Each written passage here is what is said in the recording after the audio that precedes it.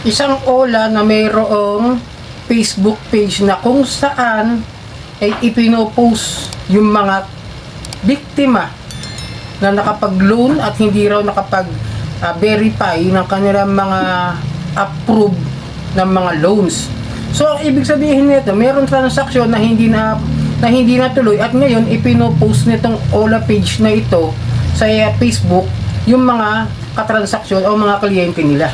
Alright, welcome back, magandang gabi mga kadyani. Muli, bago natin simulan ang ating tatalakayin, ay maglalambing lamang po ako sa inyo na paki-follow po ang aking mga social media account, ang Facebook, TikTok at itong aking YouTube channel. Paki-like na rin po, share at hit nyo na yung notification bell para updated po kayo sa mga videos na ginagawa natin dito about sa usapang online lending app. So yun nga, mayroong isang OLA FB page na kung saan yung mga nagkakaroon ng transaksyon at hindi pa naman talaga fully verified, approved yung mga loan nitong mga kliyente ay ipinopost na nitong OLA na kung saan ay isa raw fake FB page ng isang lending company na meron ding online lending platform sa SEC. So pakita ko muna sa inyo yung pinost, pero itong gagawin kong video hindi ito paninira doon sa legit na lending company ha. Ang pag-uusapan natin dito yung fake FB page ng lending company na meron ding online loan platform. So bali ganito siya. Ito po yung kanyang page. Pakita ko po muna sa inyo. Yan po, Supreme Money Lending Corporation.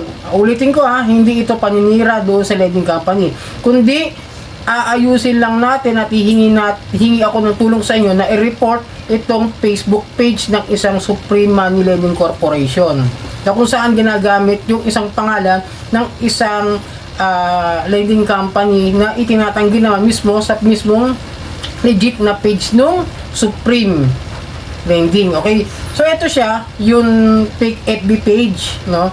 Supreme Money Lending. Ito po yung ginagawa nila sa mga kliyente nila.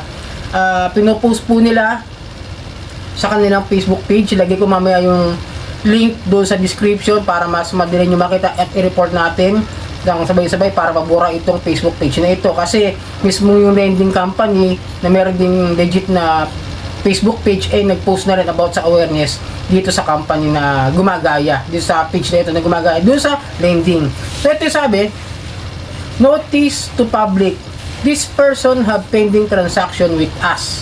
Ibig sabihin ha, merong pending na transaction. Ibig sabihin, kagaya ng ibang ginagawa ng mga OLA, mga lending company na nakikipag-ugnayan sa mga Messenger, Viber, Telegram, or something na kung saan kayo pwedeng maging transaction ang operational nila, di ba? Ang taong nasa litrato ay nangakong magbabayad at kukunin ang loan niyang pina-approve, pero wala na siyang paramdam at puro sin na lang sa mga tulad namin lending company. Mag-ingat sa mga manloloko tulad ng taong ito. So ibig sabihin, kung babasahin ko maigi, i-analyze ko yung caption ng kanyang post do sa pinost niya na kung saan bawal na bawal ipopost yung mga ganito mga kliyente ng isang mga lending company na hawak pang ID. Tinakpang ko lang po ha, para di nyo makita, pero may post talaga siya ng picture ng biktima na kliyente nila. Ang sabi, nangako magbabayad at kukunin ang loan niyang pina-approve. Ibig sabihin, may processing fee na pinapabayad itong Supreme Money Lending Corporation. Okay? Meron pang isa rito. Kita ko sa inyo yung isang post pa niya doon sa isa pang kliyente nila. Mag-ingat sa taong to, bilang napautang ang daming sinasabi. Kasama ng SEC at company, we will seek justice lalo sa mga ganitong mapagbintang.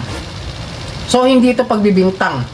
This is illegally operating a lending company nasa Facebook page. Okay? Bakit ko nasabing illegally operated? Kasi ginagamit nila yung pangalan nung Supreme Lending Corporation. Ito po yung post ng Supreme Money Lending Corporation. Iba po yung spelling ng kanilang legit na Facebook page. Ito po Supreme MLC Advisory. We receive reports regarding the scammer page. Ayan ha. Nandiyan nakalagay yung Supreme Money Lending Corporation Facebook page. Ayan ha. ebidensya, hindi tayo naninira dito, mismong yung legit na Facebook page ng Supreme ang nagbibigay ng advisory at awareness doon sa Facebook page scam na yon. Whom unauthorized soliciting fees before releasing the loan, please take note the Supreme MLC will never ask for any fees that you need to send to a GCash or GoTime account. Okay, paalala lang ha, report natin yung pinapakita ko sa inyong isa. Number 1, Supreme MLC don't have any GoTime account. Okay, kasi may gumagamit ng GoTime account na doon daw ibibigay yung bayad o yung processing fee para makuha mo yung loan nung nangungutang na kliyente doon sa Supreme Money Lending Corporation na fake FB page nila. Okay? And then number 2, please see also the logo that they use for their FB page is totally different from us. Okay? Yan yung pinapakita ko sa inyo, yung peke. Ito ngayon yung Supreme MLC. Yung nakikita nyo logo, iba rin, di po ba? Okay. So ngayon, meron ding advisory ang Supreme MLC about their online lending app na nasa Play Store. Ito sabi po nila, please be advised that these apps are not related or connected in any ways to Supreme Money Lending Corporation. During the SEC, o Securities and Exchange Commission, walkthrough of financing and lending companies online lending platform, we found out about this app and they are deliberately using our name and address and other company information for the public without our knowledge. This fake app is circulating in Google Play Store and have been downloaded by some users. We already coordinated this with the authorities to turn down this unauthorized app in Google Play Store. Please beware and do not engage in any transaction with this app. So it means, yung nada-download natin na Supreme Money Lending doon sa Google Play Store is a faking app. Is a fake app na kung saan ginagamit yung pangalan nila. Dahil sila ay siguro tingin ko website ang gamit nila kasi sinearch ko siya sa Google website, sa Google, lumabas naman meron talaga silang website. At ito naman, dahil nag-advisory mismo yung original page ng Supreme Lending Corporation na wala silang apps na pwedeng i-download. So it means, yung dina-download ninyo dyan na nahihiraman ninyo is a fake app nila ng gumagamit ng mga scammer, okay? Hindi pala sila mga scammer po yan. Kaya kung nakakatanggap kayo ng harassment doon sa mga nahiraman nyo yung Supreme, taka doon sa Facebook page na nakipag-coordinate sa inyo na pinapaloan kayo, magbabayad kayo yung processing fee bago kayo bigyan ng loan, they are scammer. Pati rin itong sinasabi ng Supreme MLC. Ulitin ko hindi ko po sinisiraan o nagbibigay ng misinformation about the Supreme. Ang pinapaliwanag ko sa inyo ay i-report natin yung Facebook page na nang i-scam ng mga kliyente na nangungutang at pinapahiya nitong Facebook page na fake na ito.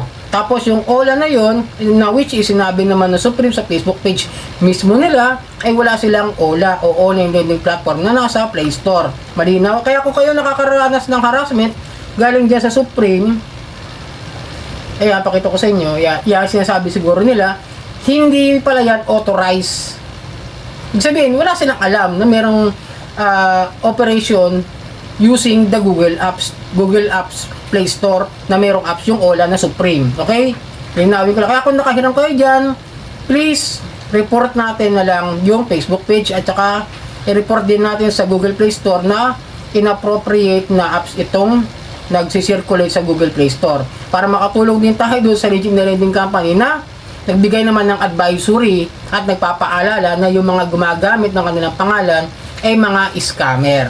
So sana maliwanag ha, wala tayong sinisiraan sa video ito, kundi nililinaw lang din natin, kaya nga ni-research ko maigi kung legit ba talaga yung Supreme yung nagpo-post ng ganito. At yun nga, nakita ko na may mga Facebook page at may mga fake online lending app sila na nagsisirculate sa Google Play Store. So yun, sana nakatulong ang video ito. Muli, maglalambing po ako sa inyo na paki-follow po ang aking mga social media account ng Facebook, TikTok at itong aking YouTube channel. Maraming pong salamat at hanggang sa muli.